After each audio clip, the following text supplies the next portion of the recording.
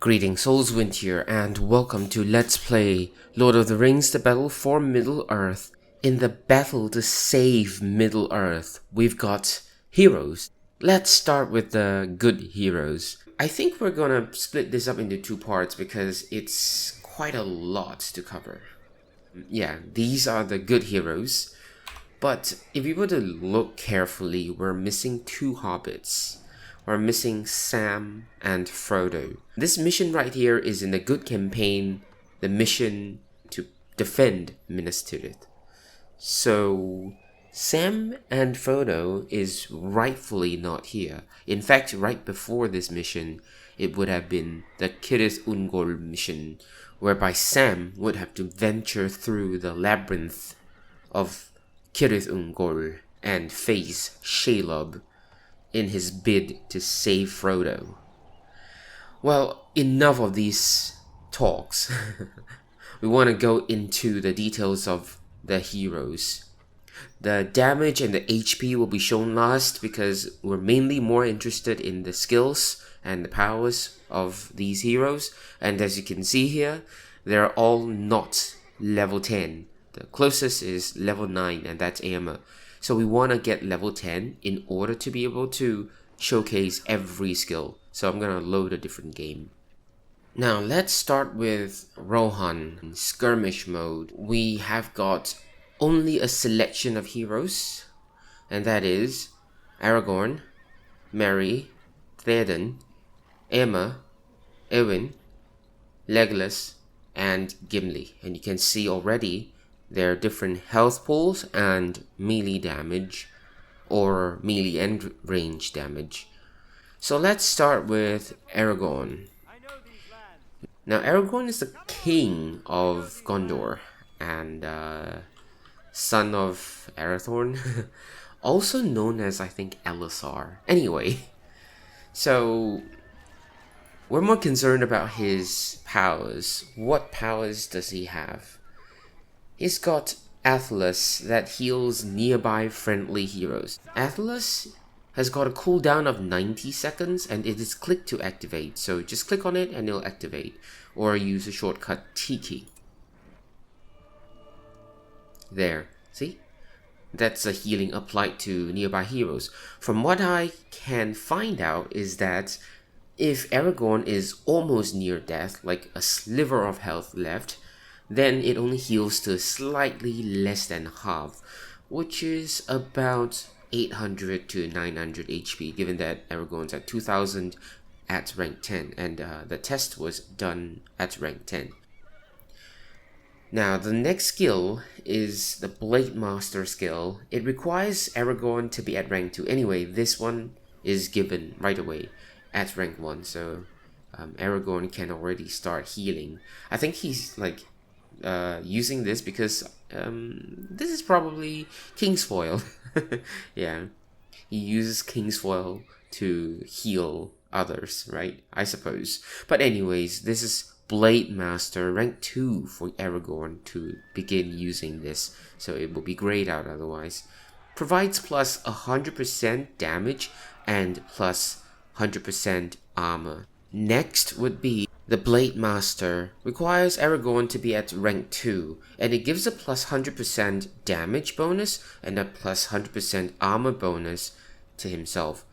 This is also a click to activate, so once you click, it gets activated on Aragorn. You can see this red glow around here. The cooldown is 120 seconds, and the effect stays for a quarter of it. That is 30 seconds. The next skill, Leadership, requires Aragorn to be rank 4 and provides bonus to nearby troops. Okay, it's a little noisy, so I'm gonna cut away and we're gonna move them elsewhere. Alright, much better now. Next would be the Leadership, as I was saying, and it provides bonus to nearby troops in the form of plus 150% damage and plus 200% combat experience. It's a passive ability, but again requires Aragorn to be rank 4 before this skill or this power becomes activated. It not only affects the nearby troops, it affects Aragorn himself. So this is applied on Aragorn himself. Also, it's an area of effect, so it's passive, it's area of effect. If you were to move them away, they would lose the glow around them to indicate that they are no longer under the effect of the leadership. There's no glow around him, but he gets the bonus. Next, Elendil. Rank 5 for Aragorn before he can start using this skill. It's a click to activate. It causes nearby enemy units to flee. And there's a 60 seconds cooldown. The Oathbreakers shortcut R and requires Aragorn to be at rank 10, obviously, because this is a very strong skill.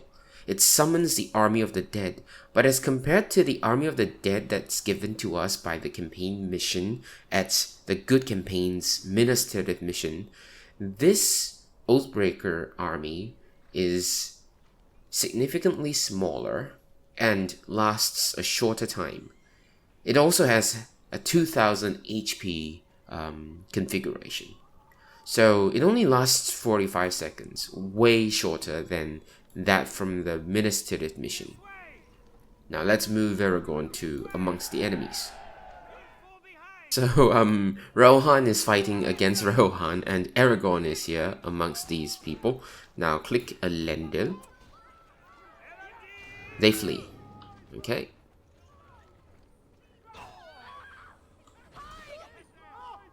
And it's about 5 seconds. The effect is about 5 seconds. And then you saw them just running back. It was around 5 seconds. I couldn't count it exactly because it really depends on like the things around Aragorn. So can't really tell. But anyways, this Oathbreakers, however, is a target area. So you need to cast it on the ground. So some places you cannot cast, like you can see it's red here, but here you can cast, then it becomes white. Yeah, so let's see what it does. Alright. It has a cooldown of 180 seconds because it is a very strong skill, so it takes longer to cool down, but the timer counts down very quickly, so there's only one group as compared to the many groups in Minas Tirith. So we still want to take note of that, but it is very strong power to summon because you see what happens. Walk past any enemy unit, they get decimated. So it is extremely powerful. That's why I think for balancing, it's only 45 seconds, especially for Skirmish. But it's the same for the campaign, 45 seconds, and once the timer counts up, you will see them disappear. Now we've seen everything Aragorn has to offer. The next hero that's on my list is Theoden. Theoden is the horse master, the horse lord, or the king of the horsemen. And he's the king of Rohan, basically. Notably, he takes part in the Battle of Helm's Deep, and he leads the glorious Rohirrim charge down Pelennor fields. Here, we're more concerned about what a level 10 Theoden can offer in the game. We start with leadership. Now, this leadership bonus is a little different from that of Aragorn. It starts at level 1, and is immediately available because he's already king, even when Aragorn was still roaming as a ranger. So, rightfully so, he has got the leadership available to him. I think despite the fact that Aragorn is canonically older than Theoden. Yeah, leadership. 150% bonus damage and 50% armor to nearby troops. And you'll see that same glow thingy. I'm not gonna show again, but you'll see that same golden glow around any unit affected by this leadership thing. It also affects Theoden himself. So extra damage, extra armor. Next would be the Glorious Charge. Requires Theoden to be rank 4 before this becomes usable. Theoden and nearby troops take only 10% of normal damage, and the unit, which is Theoden, must be mounted to use this ability. So before we use the ability, let's move on to look at mount. This is also available starting at rank 1. He's the king of horses or horsemen. Obviously, he has a mount, so it shouldn't be that he needs a rank up. Click on it to make him mount the horse. If he's already mounted, then click on this to dismount. This stats that we see here is for the mount. So meaning that if he's mounted, this is the stats. It's a plus 25% armor versus footmen and cavalry, and minus 50% armor versus archers and pikemen. Also, he takes 100% more damage from archers and pikemen. So I think it's sort of an overlap. Because of half armor, the damage becomes doubled. That's why it's 100% more damage. So actually, it's kind of like an overlap description from what I observed. And interestingly though, you see that one line of it says archers and pikes, and the other line says archers and spearmen. But not porcupine. Anyway, so since he's mounted, click on this and he dismounts. And this countdown is about 5 seconds, as you have seen there, because it takes the animation some time for him to dismount. And you see it count down a few times, but actually it's just a graphical glitch. It takes about 5 seconds in total. And then we can ask him to mount again, but before that, this is how he looks like walking. Alright, and then click to mount. So, Glorious Charge is not available when he is dismounted. Now, Theoden and nearby troops take only 10% of normal damage. I'm not going to show the damage taken. I'm just going to show how it looks like when he casts Glorious Charge. We have the Rohirrim and a group of footmen, or rather peasants. Let's see what happens. Now, we can have all of them selected, or we can just have him selected. It doesn't matter. Click on this, and also let me mention that it has a 120 seconds cooldown time after activating. So let's click on it. If you see, this is not affected. So only affects mounted units.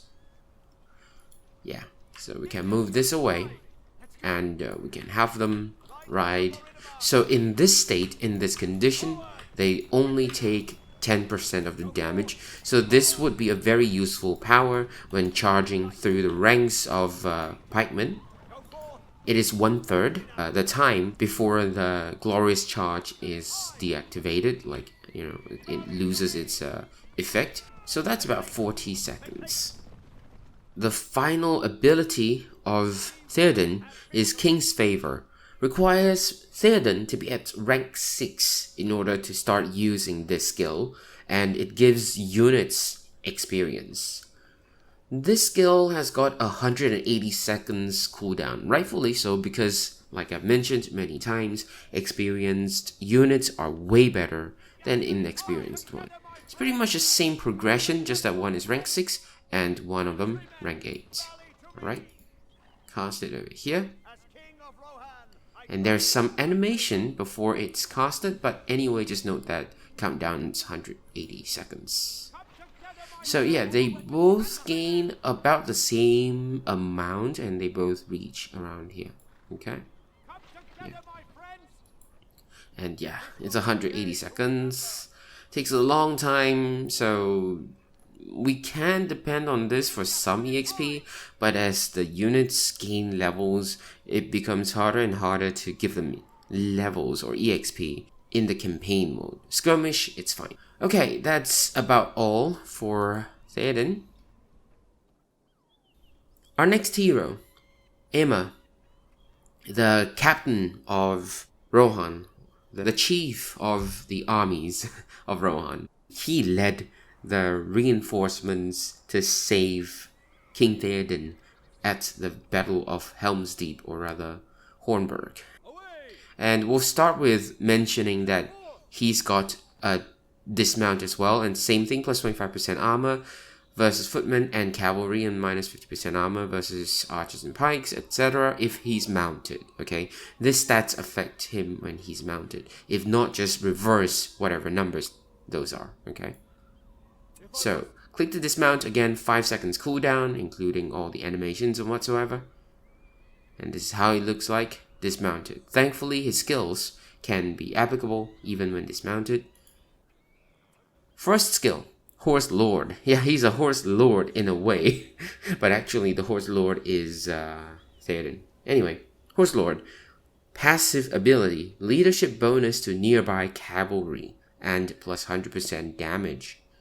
So we've got nearby cavalry, and as mentioned, it's cavalry, so it will not affect anyone that's not mounted. 100% damage, together with Theoden, having this extra damage and having the glorious charge is a really very scary combination. Next, we've got the Outlaw Leadership, also a passive ability, affects units around him. Nearby units earn resources per kill. You can see the resource numbers appearing when they charge through the ranks or when they kill the enemies. We'll show this in a bit, but that's basically what it does. Rank 2 of Armor before this passive ability becomes available. Lastly, Throw Spears. Requires Armor to be rank 5, shortcut key T. It's a single powerful ranged attack, so it's okay. The range is not exactly spectacular, but it's pretty strong, just not against structure. But we're gonna test this on a structure just to see how well it does. Let's see the Outlaw Leadership at work. You can see these numbers appearing. See? Plus 5, plus 5, plus 5, plus 5, plus 5. Okay? Alright, so per kill, plus 5. Now we want to use this throw spear thingy on this armory. Yeah, that's how it looks like, and this is how much damage the armory takes. Okay. It's pretty significant, especially against units. It would be quite difficult to specially select each of these to target, so we need a lot of micromanagement. But still, I think it's a useful skill with a cooldown time of 60 seconds, so it's not that bad. Next, we have Lady Eowyn, the niece of King Theoden, and has been by King Theoden's side, supporting him through his darker days when Grima Wormtongue was poisoning King Theoden's mind, and was the first to embrace King Theoden when Gandalf released him from Saruman's control. Here, we're more concerned about her skills, and again, because she's from the line of horsemen, so she's got a mount, and these numbers are applicable to her when mounted, of course, and reversed when not mounted. So let's click on dismount, and this dismount thingy is again 5 seconds. We start with Smite. It's pretty much like Throw Spear for Emma. Powerful ranged attack, single target, click and then select target. We'll show that later, but it's available from rank 1. It's useful to take out dangerous or threatening targets, any high priority value targets. It's got okay range, not that significant. I think it's the same range as that from Emma's Throw Spear, but yeah. Disguise. Shortcut D key requires Eowyn to be rank 4 before this skill becomes available, and disguises Eowyn as a normal Rohirrim. This is pretty much not useful at all in campaign because we're against the AI. It doesn't matter, it doesn't do anything, the AI knows who is who. But even here in skirmish mode, once we click on this, Eowyn automatically mounts a horse. It's got a 10 seconds cooldown time. But anyways, Eowyn is wearing this helmet thingy to indicate that she's in a disguise, but she's on a white horse, so I don't think the disguise sort of work. I'm quite sure that in skirmish mode though, against another player, this disguise would work and it would look like a normal Rohirrim. We can click again to undisguise Clothes and everything looks the same, it's just that the helmet is gone. And again, it's a 10 seconds cooldown. Next would be the Shield Maiden. Requires Eowyn to be rank 5 and increases Eowyn's armor by 55%. So it's a click to activate. So let's click it. And you can see that nothing has changed. Basically, the armor is increased. Without being able to tell what has changed, we cannot tell how long this effect is. Alright, Eowyn's here. So click on the Smite and click on the same building here. Okay, you can see the range. The range is actually there, so she had to ride forward a little bit before she can cast the skill, and you can see that damage is about the same. That's about it for Eowyn. Next hero, Legolas, Prince of the Woodland Elves, son of Thranduil, the Elf King of Mirkwood. He's a very good archer and a very good knife fighter. So he's got both the melee stat and the range stat. Let's take a look at his skills. He's got the Hawk Strike. It's double attack. It's a double arrow attack, as simple as that. So instead of firing the arrow one time, he fires the arrow twice. Available from rank 1. Now we look at Knife Fighter. Requires Legolas to be at rank 2 and basically switches Legolas to using knives. So it's a melee attack and it gives Legolas extra 20 armor with no other penalties. So it's just click to activate and it lasts 30 seconds before he converts back to bows. But the skill itself has got a cooldown of 60 seconds. So Legolas cannot just stay as a knife fighter. He's got a 30 seconds on this and then he swaps back to his bow. Also, I forgot to mention, Hawk Strike is not available when he's in knife fighter mode. Train Archers. Requires him to be at rank 4 and nearby archers gain experience. So archers would include these elven warriors as well. And you can see the EXP, this one and this one. Okay, they both rank 1. And we can cast this on here. It's a cast area of effect. So click and then choose area. Right click to cast. And after a few animations, yeah, these units gain EXP. But apparently the bowman requires lesser EXP to level up as compared to the elven warriors. The skill though has got a 120 seconds cooldown. So we can't just spam this and level up archers quickly. Oh, and one more thing. If the archers are grouped together with melee units, then that group of soldiers do get the advantage. I think if I'm not mistaken though, I did notice that they get slightly lesser, like the amount of EXP needed for that group to level up. It seemed to be lesser, but I could be wrong because, there's no specific numbers. We don't see numbers. We only see a progression bar to indicate that there is progression. Finally, Arrow Wind, not Soul's Wind. And it requires Legolas to be at rank 7 to use. This fires a damaging volley of arrows and is a cast area. Legolas is here already. Let's first cast the Hawk Strike on this again. These two will fly like brothers.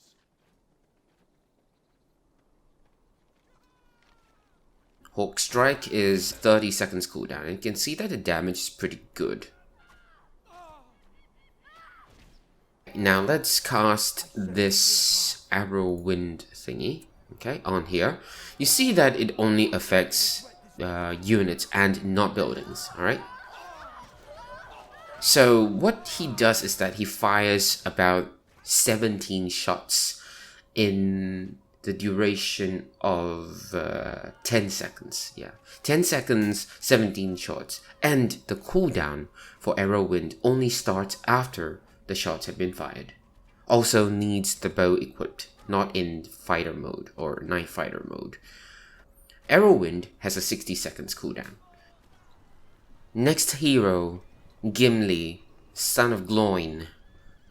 And I think Gloin was from the Hobbits movie, as part of the company that journeyed with Thorin Oakenshield. Anyway, he's the dwarf representative of the Fellowship. We're more concerned about his skills. But anyway, just a quick mention though, he's got the highest health pool, so he's like a very good tank when the heroes are out in front fighting. Send him in front, he's very good with tanking damage. He's got X-Throw, a very powerful range attack. It's fine against a single target and priority target. Doesn't do well against structures, of course. And we click and then select the target. Okay? It's a 10 seconds cooldown. Therefore, it's a very, very useful skill. Next, he's got Leap Attack. It's a rank 2 skill, so it requires him to be at rank 2. And it's an area of effect damage. So, click and then right click to select the area that you want him to jump to. We first go to Slayer, rank 5 of Gimli to make this available, plus 100% attack speed, plus 200% damage, and also gives him a faster move speed. He takes the same number of steps. I actually counted by freezing frames, and he takes the same number of steps, but the move distance is greater. So if you were to move him like here, like that, okay, he takes the same number of steps. Forward. Over here. But if you were to cast Slayer, This way. yeah, I think it's still the same number of steps, isn't it? It's just that it's just maybe animated faster or something. I can't really tell how this works, but yeah. You see he moves way faster. And this layer thingy gives 100% attack speed and 200% damage. I think I mentioned this before, so he attacks faster as well. But the skill lasts for only 30 seconds while having a 60 seconds cooldown time. Alright, Gimli is here. We start with the X throw against the building. Let's look at the damage. Yep, and the range. It's pretty alright, I think. But it's better against individual targets, priority targets. Now let's get a cluster of enemies to showcase the leap attack.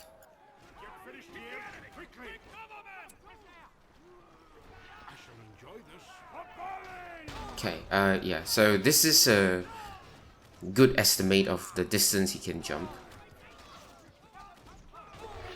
Look at how he does his damage.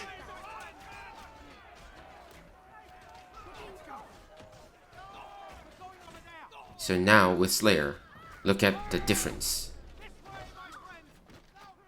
See?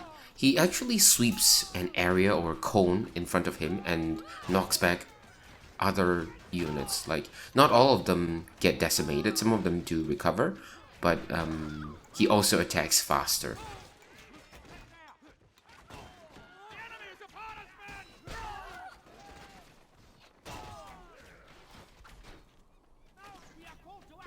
And you can see his move speed, it's very impressive. Also, he's so tanky that he's taken out so many enemies with half health still remaining. And we have been able to use this many times already because it's got so short a cooldown.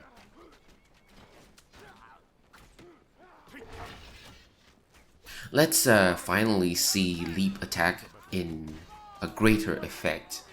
Okay, wanted to show the range just now, so let's show this one.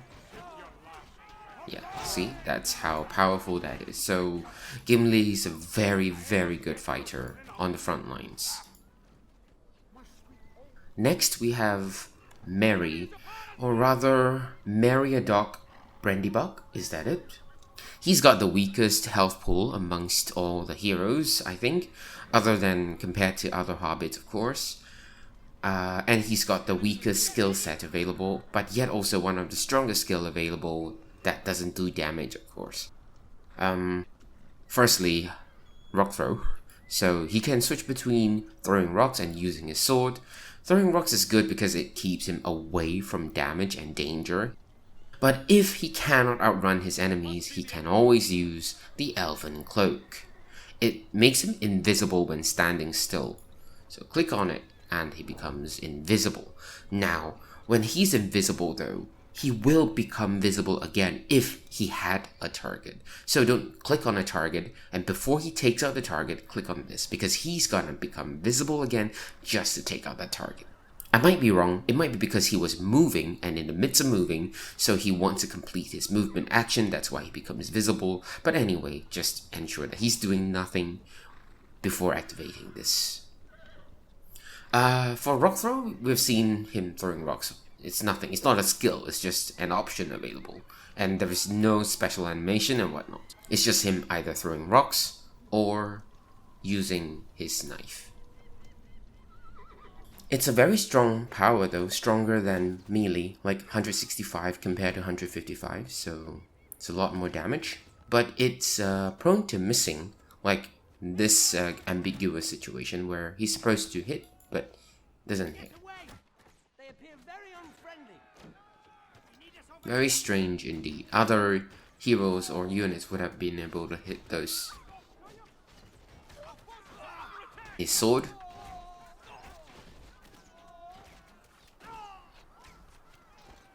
And then for him to be invisible. I don't know why he didn't become invisible. Let's try again. That's what I talked about, you know, like you try and make him invisible, but for whatever reason, he doesn't become invisible. And now he becomes invisible. Isn't that strange? He might have a previously queued instruction that is not cleared from his instruction list on the program side of things, possibly, which includes an active target or a valid target. But anyway, while invisible, after a while he can still heal, which will give him a chance to escape to safety. And to showcase that final hero, Treebeard 2,000 resources to recruit. The recruitment costs and everything will be at the very end. Treebeard's recruitment time is 60 seconds in the skirmish mode, but we cannot recruit Treebeard in the campaign mode, and also we cannot lose Treebeard in the campaign mission that it appears in. So we don't even have to care about him reviving. But here we can recruit him. So when he's recruited, he just sprouts from the ground. And he starts at rank 10. Treebeard is 3000 HP here, but actually in the campaign, he's got 5000 HP. Nevertheless, they both have the same damage. And as I have already shown the skills of the Ents, and Treebeard has exactly the same thing, I'm not going to show them again. But anyway, he does have the grab building chunk as well as the throw rocks, which can be toggled to close range attack. Anyway, that's it for this part of the heroes segment. Finally, I'm gonna show the stats of these heroes. So you can see here that the recruitment costs of the heroes are different from the revival costs. There's only one recruitment cost, and then subsequently it's all revival costs. And the recruitment cost is double that of the initial level 1 revival cost. So you can see on screen right now the recruitment values or the recruitment costs for the heroes are different from the revival cost. Typically the recruitment cost is double that of a rank 1 revival cost. In skirmish mode, Aragorn can only be recruited at level 5, not level 1. He starts at level 5 and his revival cost is already 1600. But that works backwards to mean that the revival cost of Aragorn is 800. But we cannot get this number because throughout the missions from Moria to Lothlorien to Amon Hen, it's very difficult to prevent him from gaining ranks. What I want to highlight, however, is that at Amon Hen, HP values of the heroes are different. For Aragorn, who has taken part in Amon Hen, his HP was 1860 at rank 2, 1920 at rank 3. So that is an additional 600 HP on top of his base HP setup, as you can see from the screen right now. Could have been 1260 if you work backwards to get the value. I think it's to balance things up, especially for hard mode, because in hard mode, the enemies are stronger. In fact, the hobbits get a different health pool at Aim on Hand. However, only Sam and Frodo were at Aim on Hand. Another interesting thing that I would like to highlight is their revival cost would be different at Helm's Deep. So instead of a rank 4 revival cost of 1400 for Aragorn, it's 840, a 70% on that 1040. Anyway, the values for the hobbits are not available. Merry and Pippin were with the Ents fighting for the Forest of Fangorn. Okay, a quick add-on here. Why is Gandalf and Aragorn split up into two different factions for the skirmish mode? That's because they're both very strong at crowd control. For Gandalf, 2/3 of his skill set consist of crowd control skills.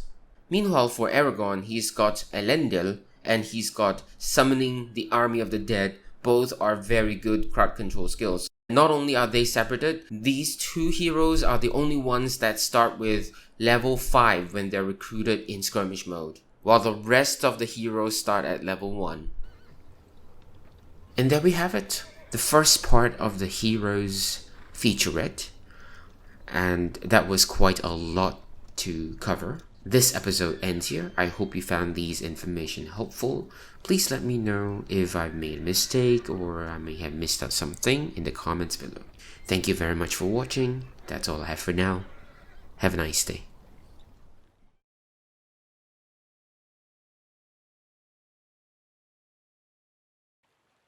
Firstly, Aim on Hand. Just take a look at this. Gandalf is at 1820 HP at rank 3, even though by default his HP would have been 1260. It's a plus 600. Aragorn at 1920, even though it should have been 1320. So again, 600.